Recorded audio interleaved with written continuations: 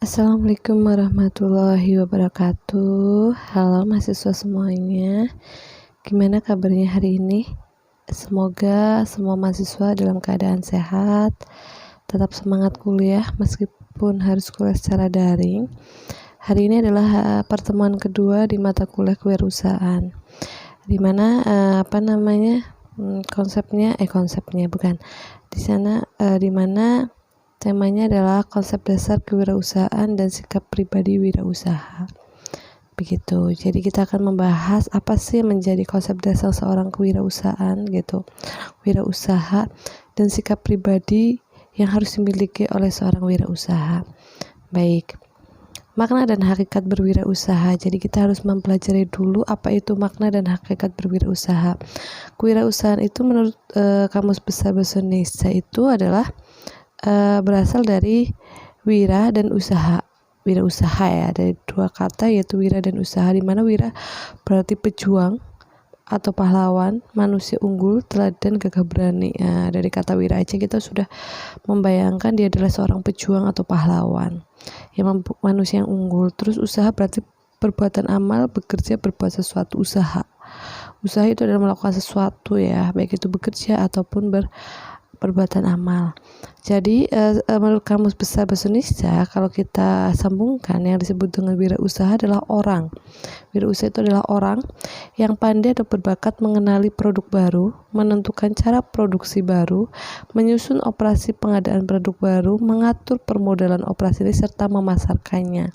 Jadi arti dari wirausaha itu sangat lengkap ya, adalah orang yang punya ide suatu produk baru, terus menentukan cara produksinya seperti apa, terus mengadakan produk barunya itu seperti apa, modalnya itu seperti apa, dan pada akhirnya dia bisa memasarkan. Jadi yang wirausaha itu adalah produk lengkap. Kalau dikatakan wirausaha, kalian harus mencakup ke semua hal itu. Kalau kalian cuma hanya punya ide baru, produk baru, ya belum bisa dikatakan wirausaha kalau kalian belum bisa memproduksi produk baru tersebut, belum bisa mengadakan produk tersebut sampai pada akhirnya kalian memasarkannya.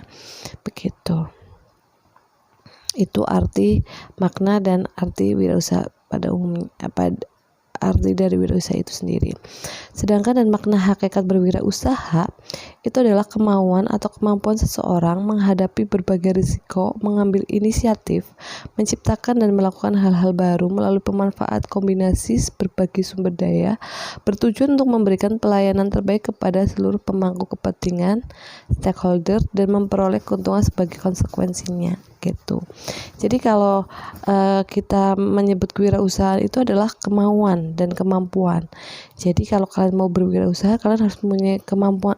Jangan cuma mempunyai kemauan aja, saya mau berwirausaha, tapi kalian juga harus mempunyai kemampuan untuk, sebutannya kalau orang berwirausaha itu intinya mentalnya harus berani mengambil risiko ya gitu, karena pada saat kita berwirausaha pasti kan ada risiko untuk rugi gitu loh. Itu harus yang kalian pikirkan, tapi jangan langsung mikir ruginya, tapi harusnya mentalnya sudah kuat kalau nanti pada titik tertentu akan ada di titik terendah, ada titik teratas gitu. Dan juga pastinya punya inisiatif. Kalau yang namanya wirausaha itu harus punya inisiatif, ide-ide baru, nggak bisa yang namanya stuck gitu, nggak mau mikir gitu, nggak mungkin. Kenapa? Persaingan bisnis atau wirausaha itu sangat luar biasa. Kalau kita hanya nggak mau berinisiatif, nggak punya ide baru, ya kita kan kalah dengan wirausaha-wirausaha yang lain seperti itu. Dan yang pastinya mereka harus punya tujuan untuk memberi pelayanan, baik itu pelayanan yang namanya wirausaha kan tidak hanya dalam bidang kuliner ya, banyak bidang yang pastinya berkaitan dengan pihak lain, memberikan pelayanan, memberikan lain-lainnya pada stakeholder. Dan pastinya dari apa yang sudah kita lakukan, apa yang sudah kita produksi, itu akhirnya kita akan mendapatkan keuntungan dari konsekuensinya gitu. Makna dan hakikat berwirausaha. Esensi kewirausahaan itu sendiri adalah menciptakan nilai tambah di pasar melalui proses berkombinasi sumber daya dengan cara-cara baru dan berbeda agar dapat bersaing. Iya betul, esensinya seperti itu. Jadi pada saat kita berwirausaha itu kita harus menghasilkan suatu produk baru atau suatu hal yang sebutannya produk itu punya nilai tambah.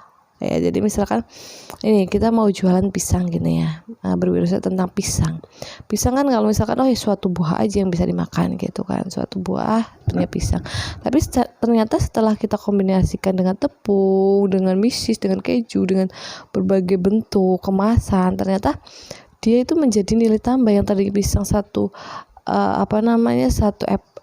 satu buah itu misalnya harganya 1.000 gitu kan, ternyata setelah kita kombinasikan dengan tadi tepung digoreng terus dikasih keju dan lain-lain, ternyata satu buah pisang itu kalau udah dibentuk dalam suatu kemasan harganya nggak jadi 1.000 lagi, jadi berapa, 10.000 misalkan, kan berarti menciptakan nilai tambah gitu kan, dengan cara-cara yang baru dan berbagai agar dapat bersaing. Kalau orang biasanya, kalau zaman dulu cuma jualan pisang goreng, kita juga sama-sama jual pisang goreng tapi dengan kombinasi yang berbeda dong. Kalau pisang goreng bisa pisang dikasih digoreng pakai tepung, kita juga sama, cuma dibentuknya berbeda, ditambah misis, keju dan lain-lainnya, sehingga kan tampilannya lebih menarik dan lebih enak pastinya, dan harganya pasti akan lebih mahal daripada pisang goreng yang tadinya 500 atau 1.000 menjadi 10.000. Lah, untuk bisa menciptakan nilai tambah tersebut, kita harus memperhatikan ada 4 hal, yaitu developing new technology, jadi pengembangan teknologi baru, discovering new knowledge, pastinya kita adalah meningkatkan pengetahuan baru kita, gitu.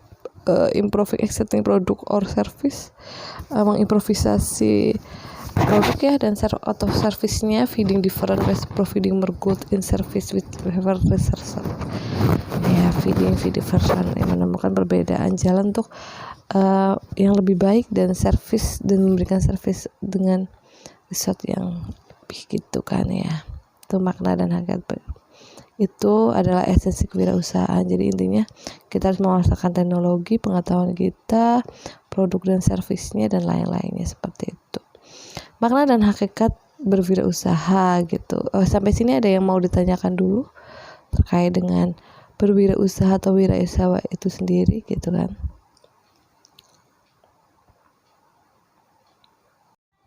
Oke, baiklah, saya akan melanjutkan materinya. Selanjutnya kita akan bahas terkait dengan makna dan hakikat berwirausaha.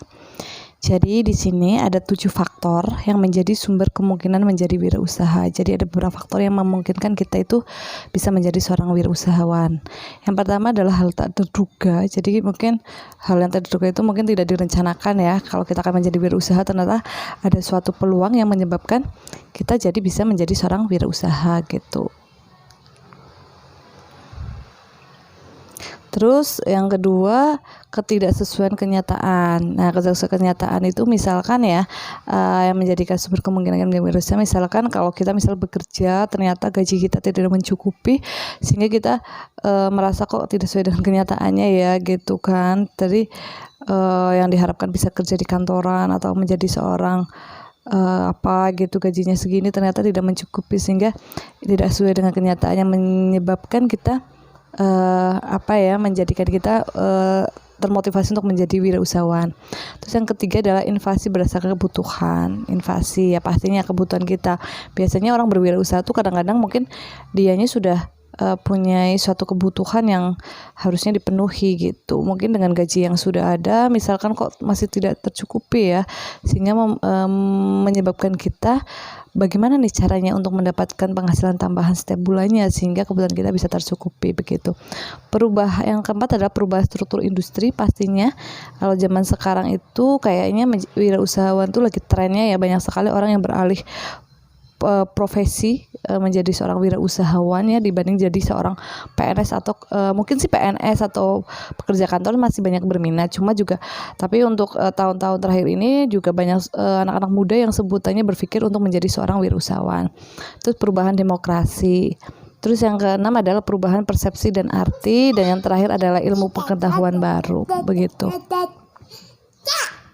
Sampai sini ada yang mau tanyakan? Kalau ilmu pengetahuan baru pastinya kan dengan berkembangnya banyak sekali pengusaha-pengusaha muda, akhirnya kan banyak ilmu-ilmu baru yang biasanya mereka lakukan seperti talkshow atau apa-apa dari tokoh-tokoh wirausahawan atau bisnismen muda, sehingga dengan kita mengikuti kelasnya atau mengikuti talkshow-nya, sehingga kita mendapatkan ilmu ternyata berwirausaha itu tidak sesulit yang dibayangkan, ternyata ada ilmunya bisa dipelajari seperti itu. Itu yang menyebabkan sumber kemungkinan menjadi seorang wirausahawan. Terus kalau perubahan persepsi dan arti ya, persepsi kita dulu mungkin orang menganggapkan pekerjaan yang paling sebut aman gitu ya. Kalau zaman dulu mungkin orang-orang tua, mungkin masih sampai sekarang sih, anaknya itu aman kalau dia sudah menjadi PNS. Tapi kayaknya kalau untuk sekarang itu tidak seperti itu gitu. Kayaknya tidak menjadi satu-satunya pekerjaan yang mungkin jadi harapan kita adalah PNS. Karena sekarang juga banyak sekali anak muda yang sebutannya bercita-cita untuk menjadi seorang usahawan, bisnismen yang mempunyai penghasilan yang apa namanya yang sebutannya akan yang menjanjikan untuk penghasilan yang lebih besar lagi seperti itu. Selanjutnya adalah makna dan hakikat berwirausaha. Kelebihan wirausaha itu menurut Simere, Scarborough, dan Wilson pada tahun 2008 itu memandang bahwa kelebihan dari wirausaha itu adalah peluang menentukan nasib sendiri. Ya, betul sekali. Dengan kita berwirausaha, kita kan bisa menentukan nasib kita sendiri. Nasib terkait apa ya? Terkait dengan finansial dong pastinya. Dengan kita berwirausaha kan kita bisa menentukan sendiri berapa penghasilan yang bisa kita dapatkan. Berbeda pada saat kita bekerja menjadi seorang PNS atau bekerja di suatu perusahaan. Setiap bulannya ya gajinya segitu-gitu aja gitu, paling ada tambahan juga kalau sudah lama bekerja atau mendapat suatu bonus atau tunjangan seperti itu. Yang kedua adalah peluang melakukan perubahan. Pastinya dengan kita berusaha kita akan melakukan suatu banyak perubahan, baik itu secara personal maupun secara finansialnya ya pastinya. Karena dengan kita berwirausaha itu banyak sekali link pengetahuan baru yang kita peroleh, ide-ide baru yang harus kita buatkan. Terus yang pastinya adalah perubahan terkait dengan finansialnya. Dengan kita berusaha kita bisa mendapatkan penghasilan yang pastinya bisa kita tentukan sendiri.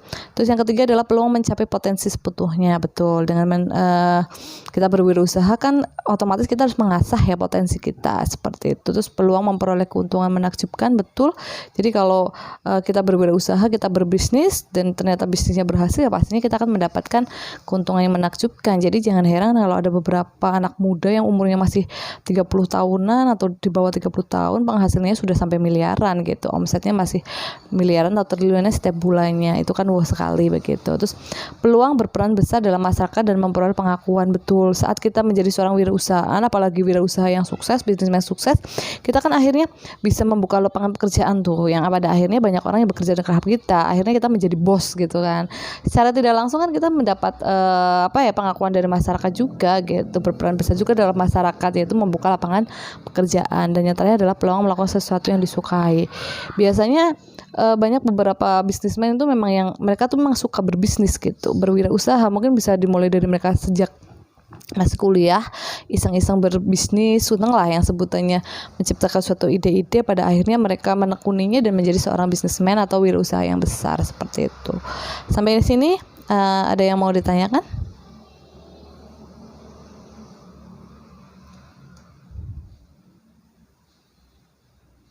Kalau tidak ada, saya lanjutkan. Kalau tadi saya menjelaskan terkait kelebihan, sekarang saya akan menjelaskan terkait dengan kelemahan wirausaha. Masih menurut Simere, Scarborough, dan Wilson pada tahun 2008. Yang pasti adalah ketidakpastian pendapatan. Betul. Jadi kelemahan dari wirausaha ya itu kita bisa mentargetkan berapa penghasilan kita. Misal kita ingin penghasilan misalkan ratusan juta, itu mungkin bisa ya dengan berwirausaha. Tapi juga ada kemungkinan di mana saat wirausaha itu lagi nggak jalan, lagi ngedrop, itu kan berarti kita belum tentu nih penghasilannya itu, tentu bisa saja bulan ini bisa 100 juta, tapi belum tentu bulan depan itu kita bisa mendapatkan 100 juta, paling cuma 50 juta begitu. Jadi ketidakpastian pendapatan. Kalau kerja di kantoran atau PNS kan udah jelas ya, misalkan setiap bulannya dapat 2 juta, 5 juta gitu. Tapi kalau wirausaha, berbisnis kan kita tidak bisa, mungkin target ada, tapi biasanya pendapatan itu tidak pasti gitu kan, tergantung dari pasarnya seperti apa. Terus risiko kehilangan seluruh investasi, betul sekali. Jadi makanya kenapa pada saat kita berwirausaha, berinvestasi atau punya modal untuk bangun suatu wirausaha, kita semuanya mental yang kuat, mental untuk sebutannya menerima risiko. Karena pada saat kita berwirausaha itu harus bisa menerima risiko nantinya kalau memang bisnis kita itu tidak sukses gitu, harus gagal gitu, modal yang tidak keluarkan harus rugi, seperti itu kan banyak kejadian seperti itu kelemahannya. Terus kerja lama dan kerja keras pastinya.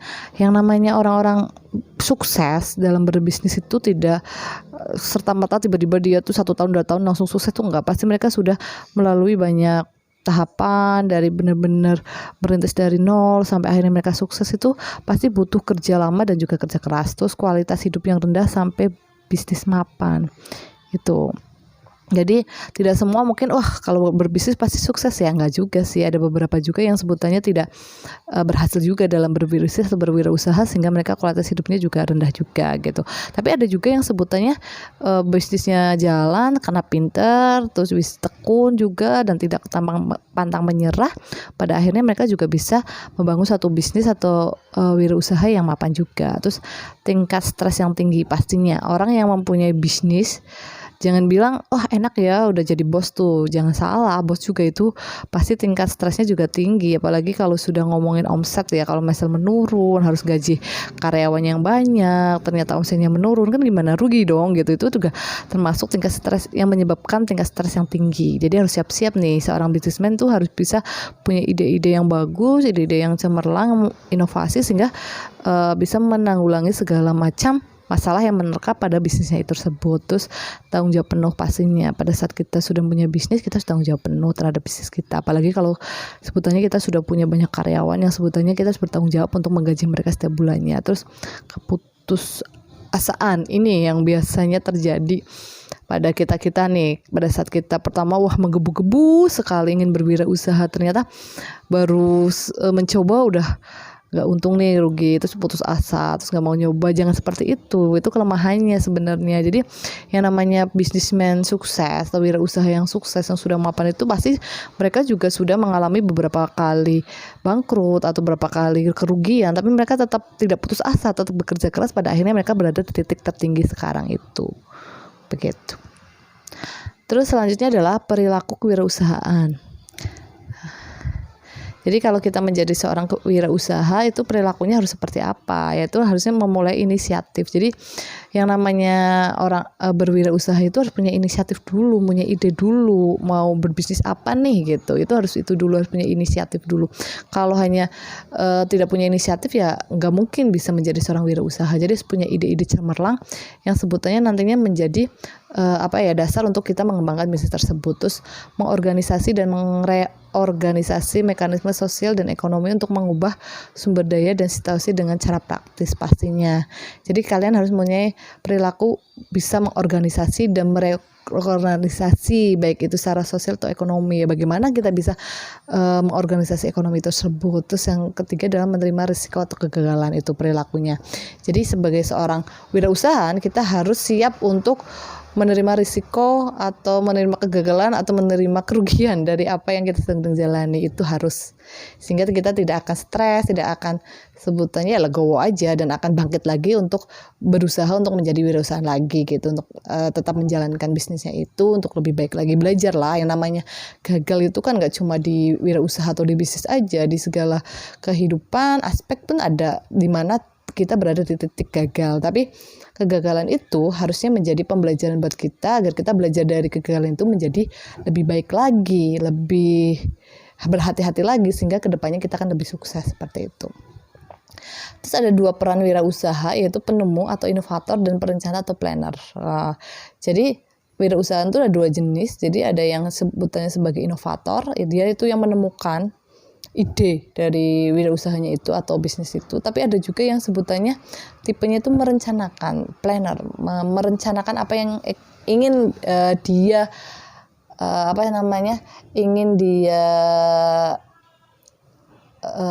ingin dia tunjukkan gitu, ingin dia lakukan dari planner itu. Jadi ada beberapa orang yang sebutannya tipenya itu menemukan, inovator. Ada juga yang jenisnya itu adalah perencana. Jadi dia selalu melakukan sesuatu penuh dengan perencanaan seperti itu.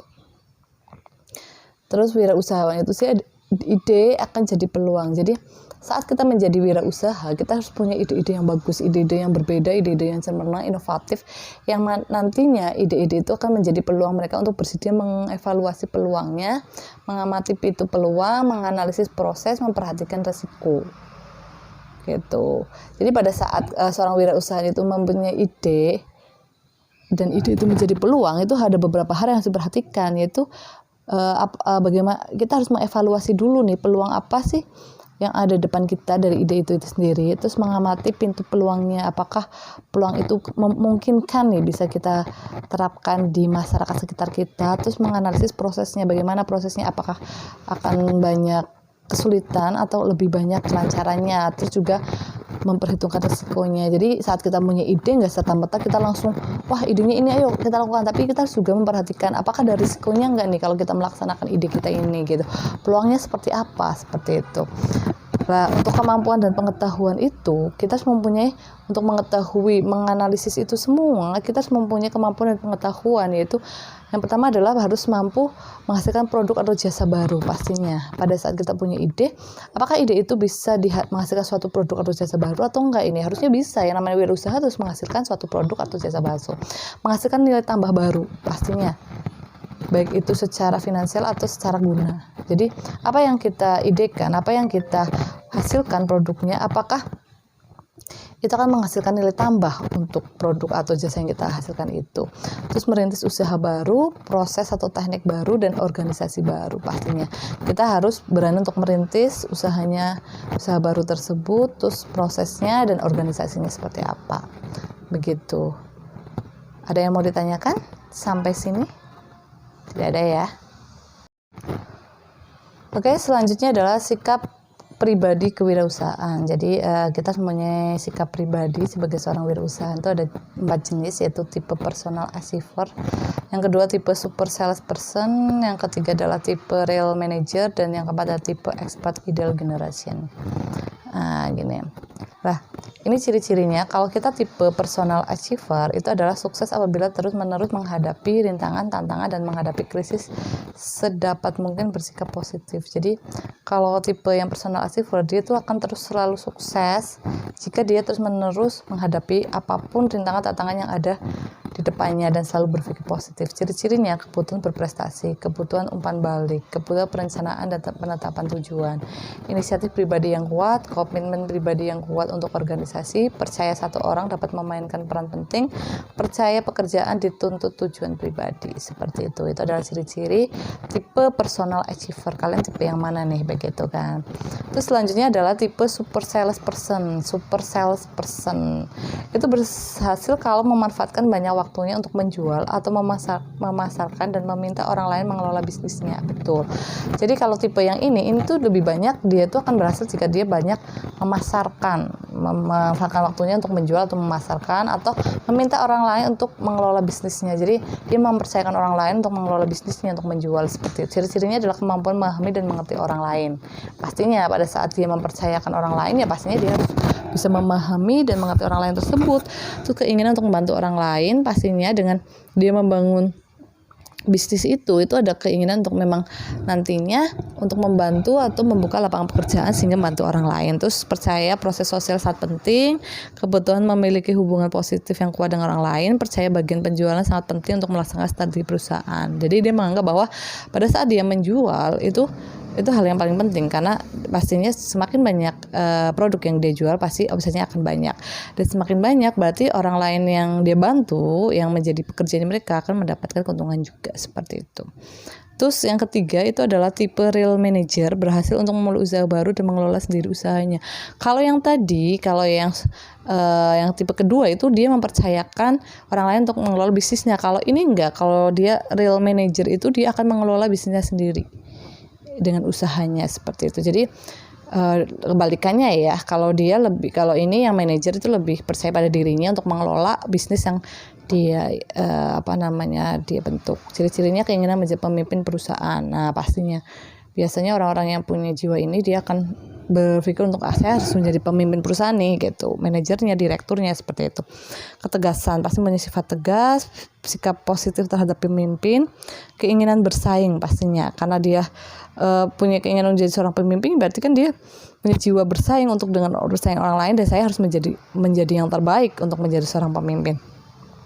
Keinginan berkuasa ya pastinya, karena keinginan untuk menjadi pemimpin kan intinya dia akan menguasai perusahaan atau usaha yang dia tekuni itu. Terus keinginan menonjol di antara orang lain, karena pemimpin ya pastinya dia selalu ingin terlihat yang paling paling menonjol. Seperti itu adalah the real manager.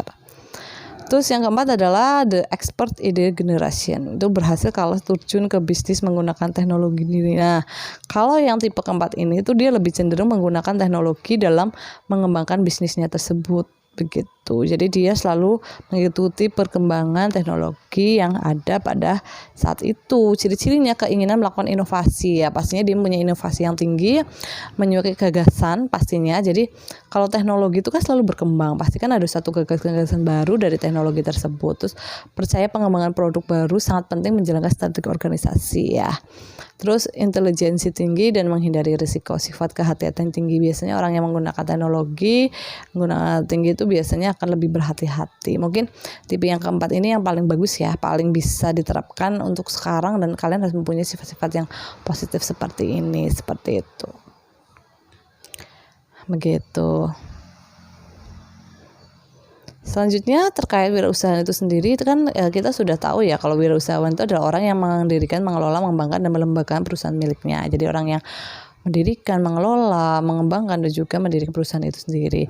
Dimana dalam mendirikan tersebut, mengelola dan lain-lainnya itu melibatkan unsur peluang dan kemampuan menanggapi peluang. Iya, pastinya sebagai seorang wirausahawan kita harus bisa tahu mana nih peluang yang bagus, mana yang tidak. Seperti itu.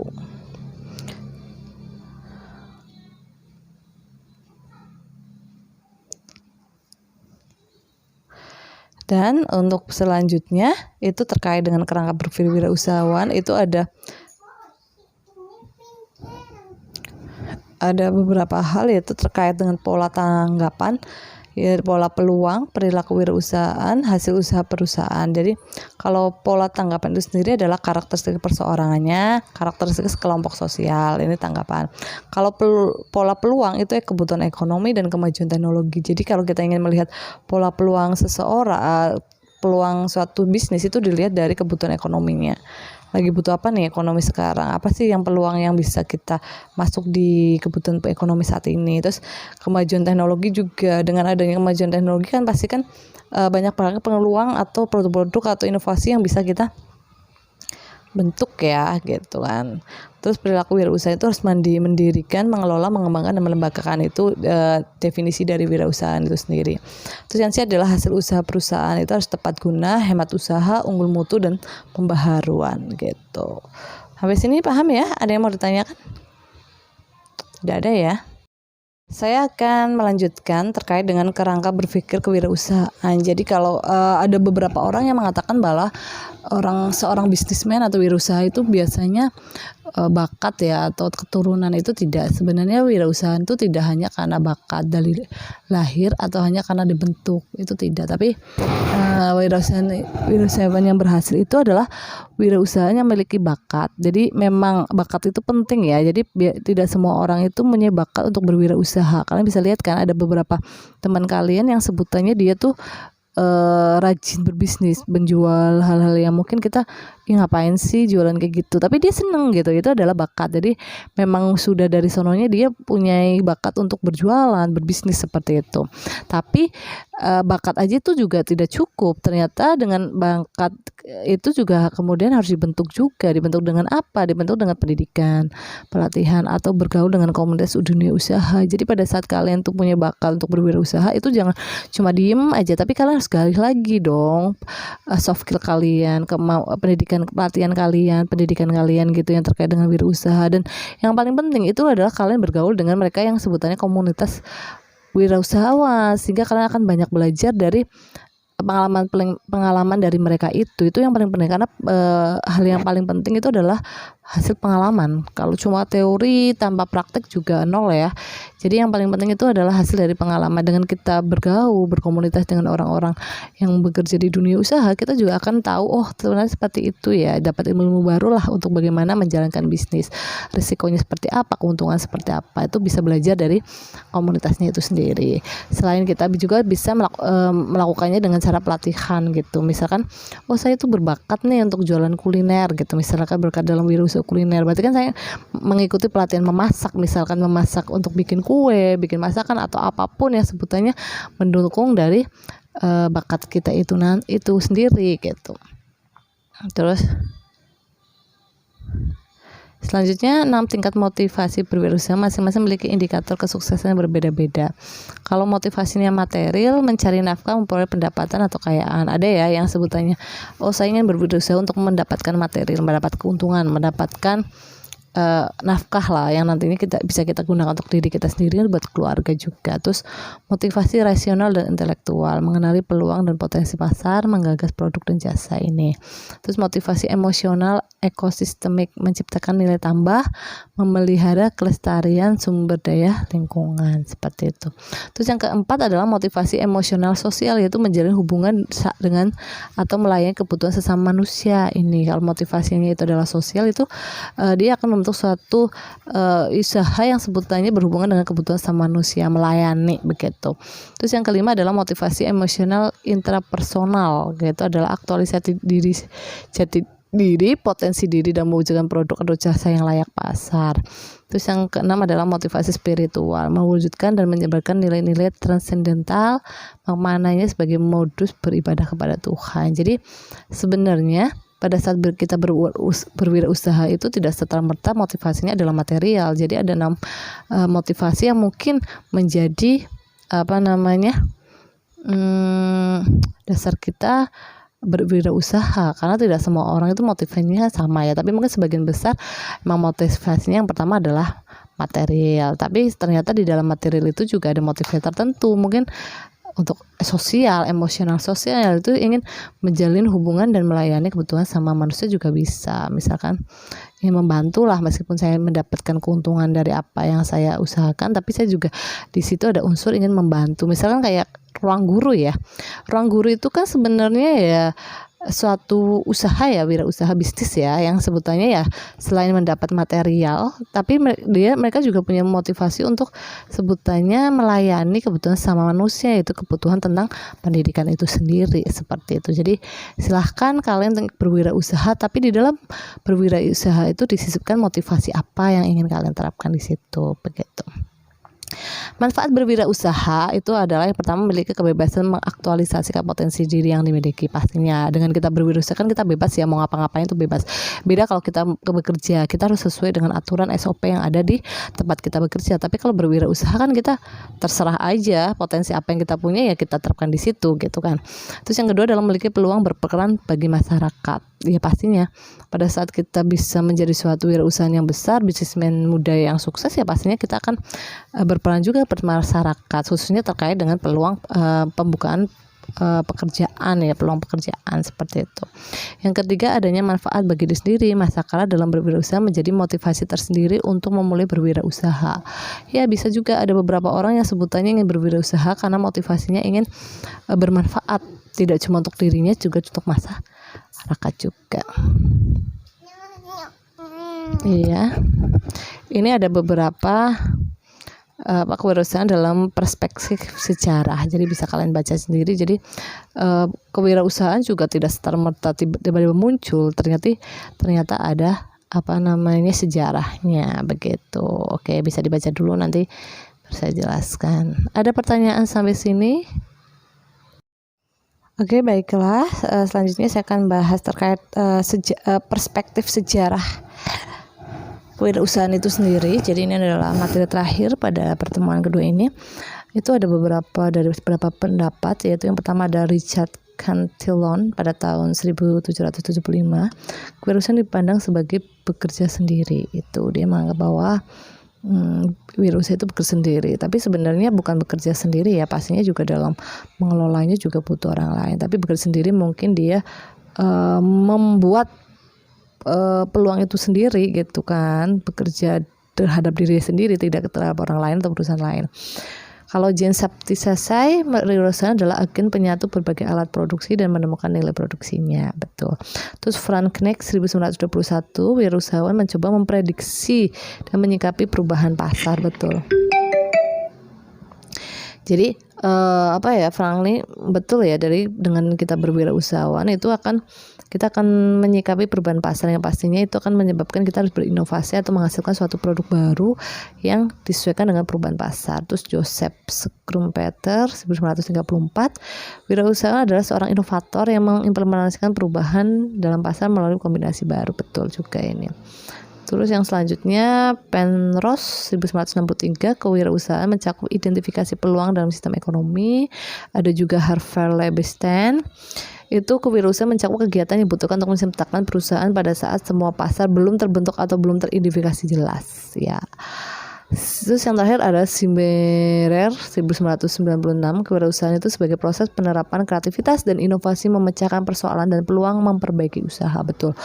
Jadi pada saat kita berwirausaha itu pastinya kita harus berinovasi untuk memecahkan suatu persoalan. Misalkan kayak kemarin gitu kan, adanya pandemi COVID-19 itu kan pasti di beberapa wirausahaan tuh harus punya inovasi nih. Apa nih inovasi apa yang harus kita lakukan untuk memecahkan persoalan yang ada di yang sedang kita hadapi ini terkait pandemi COVID-19. Ternyata banyak inovasi terkait dengan pembuatan masker yang tadinya masker itu sangat jarang, mahal gitu. Akhirnya banyak yang berinovasi membuat berbagai masker sehingga masker itu akhirnya murah kembali dan banyak ada di pasaran gitu, dan lain-lainnya lah dengan adanya pandemi gitu. Terus kewirausahaan dalam perspektif sejarah itu adalah substansi kewirausahaan itu adalah proses menciptakan sesuatu yang berbeda nilainya menggunakan usaha dan waktu yang diperlukan. Iya betul. Jadi pada saat kita berwirausaha itu pastinya kita akan menciptakan sesuatu yang baru, yang pastinya dalam menciptakan itu kita butuh usaha dan waktu dong.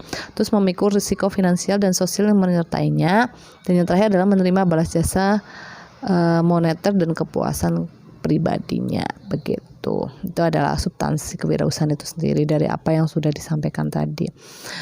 Begitu ya, ini untuk materi pada hari ini terkait dengan makna atau dasar dari kewirausahaan itu sendiri dan juga sikap pribadi wirausahawan. Itu sudah saya sampaikan semuanya. Bisa kalian baca lagi, nanti saya kirimkan PowerPoint-nya sehingga akan lebih mudah untuk kalian pelajari, untuk lebih kalian memaknainya. Kalau ada pertanyaan bisa disampaikan langsung, kita bahas, kita diskusi bareng-bareng seperti itu. Gitu ya.